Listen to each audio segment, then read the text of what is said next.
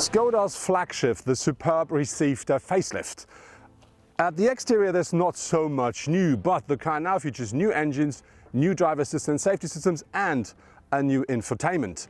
And for the very first time you will have the option to order your Skoda Superb as a Scout. And this is the car we're going to test drive today to see what is really new with the new Skoda Superb.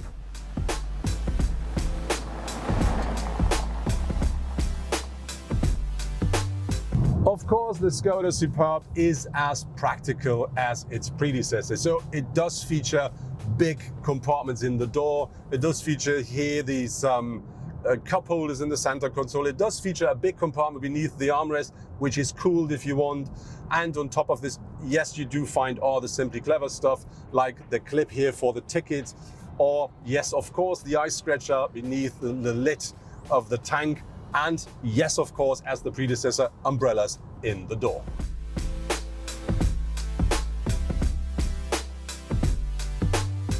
The front design of the Superb has been slightly modified. So you do find now a completely new front bumper, which is, I would say, a bit more sharp than the predecessor.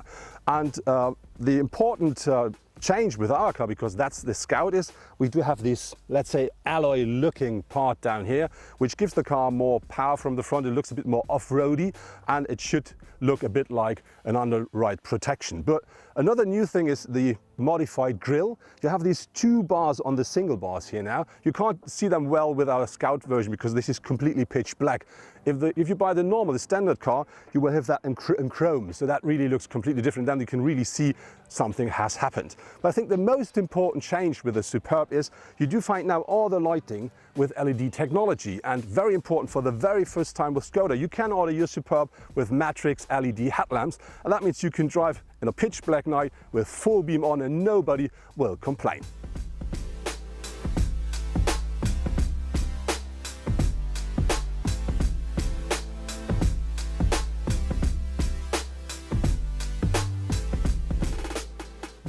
Something you absolutely do not have to complain about with the Skoda Superb is space. Because here at the front seats, as a driver or co-driver, you really do sit comfortably. You have plenty of space. Even me as a tall person, I'm nearly 2 meters tall, I do sit perfectly in the car. I can adjust everything the way I want.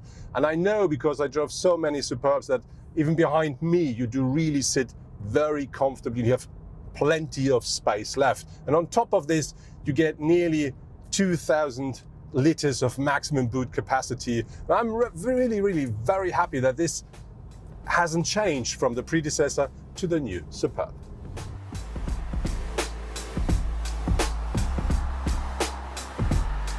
There is a difference between the Skoda Superb as the Scout and the standard Superb, which is the Scout features 15 mm more ground clearance. You can have an, let's say, off-road package for the standard Superb, which gives you 10 mm, so the real difference you can buy with the Scout is only 5 mm at the end. But when we look at the rear of the car, the first thing you see is we do not find the Skoda logo anymore. You do now find the Skoda signature here, quite prominent, quite big. This is something we saw very first time at the, I think, Scala it was. When you look at the rest of the rear of the car, of course, the car do feature a new bumper as well, as we saw at the front. We do have this metal look here again, which is typical for the Scout. But what I really like with the new rear bumper is this detail down here, because we do not find any fake exhausts anymore. This is just something new. I really think this is a very nice piece of design with the car.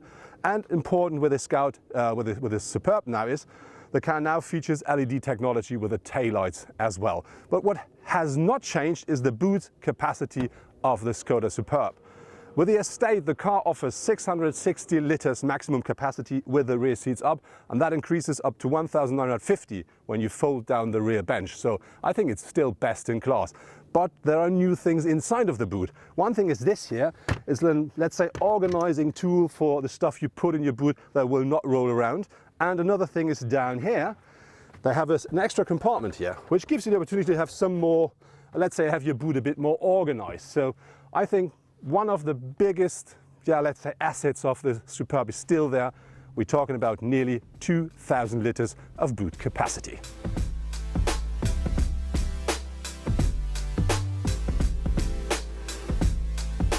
The Skoda Superb Scout comes really very well equipped. So for instance, it comes as standard with a heated leather steering wheel with heated front seats and many other things more. And so if you look through the pricing list, you will find loads of marked or checked buttons where it is, this is not an optional, this is a standard feature.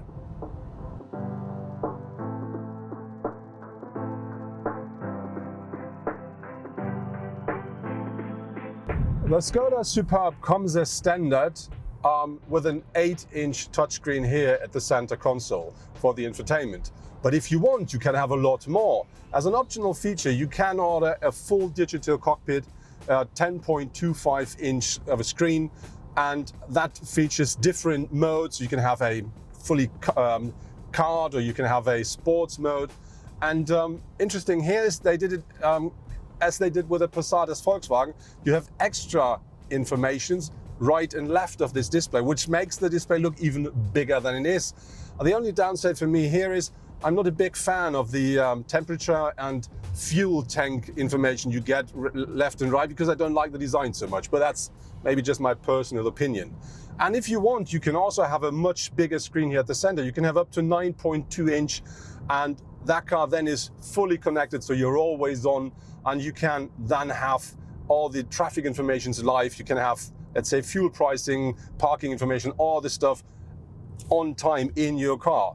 And on top of this top system then features gesture control as well. And when you come close to it, it also gives you the sensor also it's recognizing your hands. So then extra buttons, they just pop up. A downside with this system for me is it doesn't feature direct buttons. So you can't just say, I'm getting close with my hand and I want to go to the sat-nav. You always have to go back to the menu or the home button, and then you can choose what you want. This is for me the only real downside with it.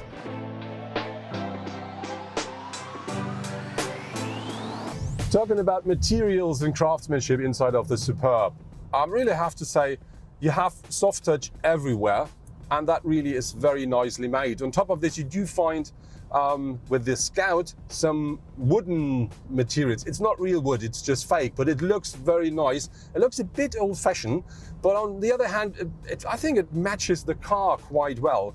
And you find this here at the center console, here at the dashboard, and you can see it here at the doors. And I think, yeah, the package is really quite nice. So there's nothing to complain about, because everything you see looks good, it feels good, and you don't hear any noises from scratches or squeezes. It's all well made, and so I think there is really nothing to complain about that. One important notice is the matrix LED lights, they come as an optional feature for the Superb, but with a Scout they come as standard. When you look at the side of the car, the first thing you see, our car is dirty, and the reason for that is we use the gravel ground road to get into this beautiful area here, and this is the reason why there's so much dust in our car. But now let's talk about the facts and figures. This Superb Scout comes as standard on 18-inch alloys. Our car is featuring the 19-inch, and you have to pay extra 650 euros here in Germany. When you look at the side of the car, nothing really has changed with the new Superb, but because we do drive the Scout, we do have these claddings here at the wheel arches and at the side of the car, and you have seen the front already, and you will find something similar at the rear. And important, because this is a Scout, you will find the Scout signature here, and you have these alloy-looking rear-view mirror caps, and of course the roof rails have the same option, or same optic. When we look at the whole size of the car, the length of the car has changed only slightly. This is about 6 millimeters with the combi version, and it's about 8 millimeters with the normal limousine. But this is only because of the new bumper. So the wheelbase and all this stuff, everything is the same. It's the same with the height and the same with the width of the car. So nothing really has changed here.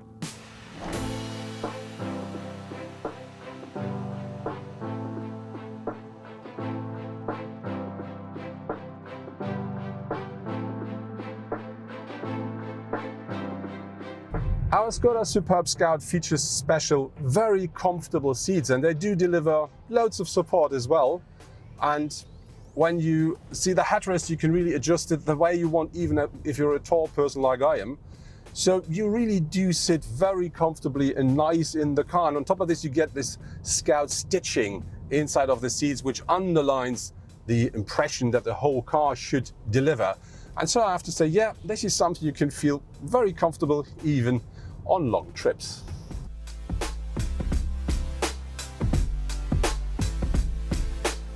There are 3 different petrol engines available for the Superb, and they deliver a power range between 150 up to 272 horsepower.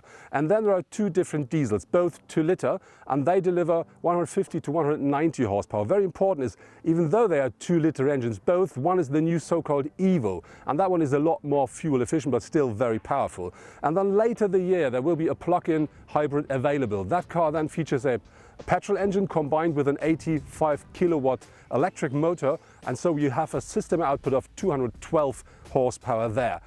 Important with the car is then with this hybrid, you can drive up to 55 kilometers purely electric through the city, so very, very nice and very environmentally friendly. Regarding to gear shifting, you can have either a 6 or 7-speed DSG or a 6-speed manual gearbox, and of course the Superb is available as a front-wheel power car or, like with our Scout, as an all-wheel drive car. When we started our test drive, we used the 272 horsepower petrol version, and that engine really works well with a 7-speed DSG in the Superb. And it was nice to drive, it was powerful if you want, and then we've changed to the 190 horsepower diesel version. And when you drive this car, it feels a bit like, if you drive normal in comfort mode, that it is a bit more direct when you push the pedal. Of course, if you really push the pedal with a petrol, you do feel the extra power, which comes with the revs. But if you drive the diesel, that works really, really nice. So I think you really don't need these extra 80 horsepower to have a sporty feeling or have the idea of, yes, I can drive a bit more dynamic. But on the other hand, the petrol version is a bit more quiet. So if you drive the diesel, and especially in lower revs, you do hear a bit more of the engine, a bit more of this typical diesel noise. But I have to say both of the cars are very, very nice and quiet. But as I said, the diesel is a bit more, but both are very nice.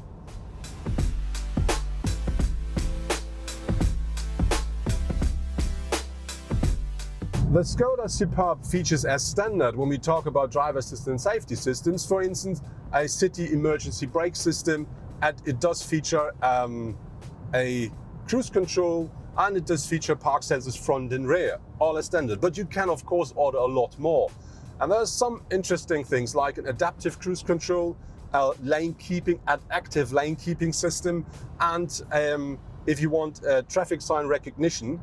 And if you want, it also offers predicted driving, which means the car then uses all its systems combined, like the front camera, the radar, the sat-nav, the lane assist, the traffic sign recognition, and so on. And then it does work completely autonomously. So that means that if you drive with the cruise control activated on the motorway, the car knows, because of the camera and the sat-nav, that there will be a speed limit, and so it will automatically reduce the speed to the limit when you reach the sign. So you will never have any problems with speeding. It will then, whenever you're allowed to drive quicker, accelerate automatically as well. The only downside here is it will only start with it after the sign. And that is something where from time to time say that's a bit too slow, the reaction. So I do override it with my pedal. But it really works very nice and smooth. And important is, because it works with a sat-nav, the car also knows there will be a very tight bend, so I have to reduce the speed. There maybe is a roundabout, so I have to reduce speed. Or you just want to turn, and the car will know this because of your route in the sat-nav. And then it will reduce, or let's say adapt the speed as well.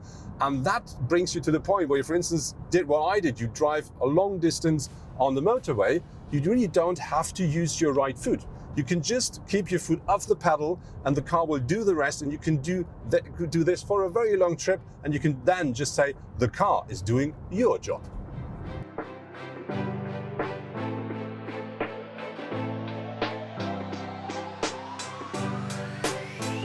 When we talk about the Superb and the combination out of steering, suspension, engine, gearbox and wheelbase, I really have to say what the car offers you is from quite sporty to extremely comfortable drive, because you can choose different drive modes, and it features still a very long wheelbase and I think quite precise steering as well. So that really is a very, very nice setup for the car if you want the car for long trips, because you really have a lot of comfort in the car. And so I have to say, this is the same as with the predecessor, a very, very nice package.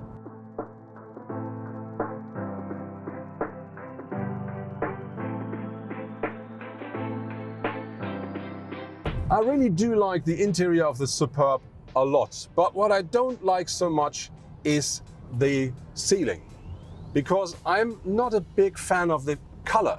It is well made, it looks nice, but I think the color gives it an impression of being a bit, cheap. I think cheap is the word. And but you have to know, you don't need to order this. You can also have it in black. And if you order the top version of the Skoda Superb, you can order that in Alcantara as well.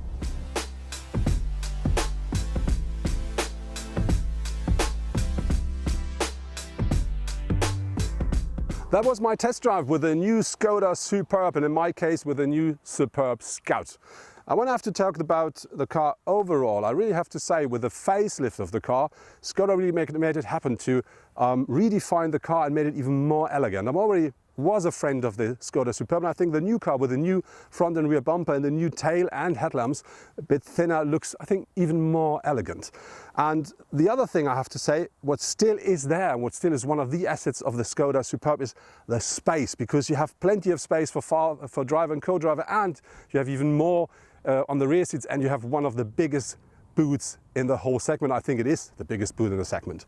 And then we do have to talk about the new systems on board. So we do have new infotainment, we do have new driver assistance safety systems, and very important, we do have new engines.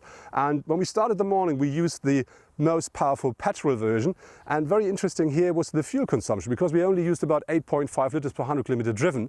And now we've changed to that one here, which is a 190 horsepower diesel engine, and with that one we only use 6.5. So I think for such a big car, quite good numbers. And then there is the package called Scout. And when you look at that, this is very interesting. So I think Skoda really made quite a nice package here with this wheel arch claddings and the underride protection and all the stuff. So the car looks quite, robust, quite cool. And so most of the things which you will get with the Superb Scout, you can buy as an optional feature for the standard Superb as well. But the good thing here is the package is quite interesting, because the car comes very well equipped, but that comes with a price. So the basic new version of the Skoda Superb costs you in Germany about 28,800 euros. If you want the Scout, then you have to pay 46,150. But the difference here is with the standard version, you have a 150 horsepower petrol version, and you have front wheel power. And with the Scout, you do have all-wheel drive on board. You do have the automatic gearbox. You do have the big diesel engine. And there are many, many other things that comes as standard with the new version. So I think you really have to think about, do you like the more elegant or the more rough one? And I can tell you there's nothing to complain about with the standard one, and especially not with the Scout we drove.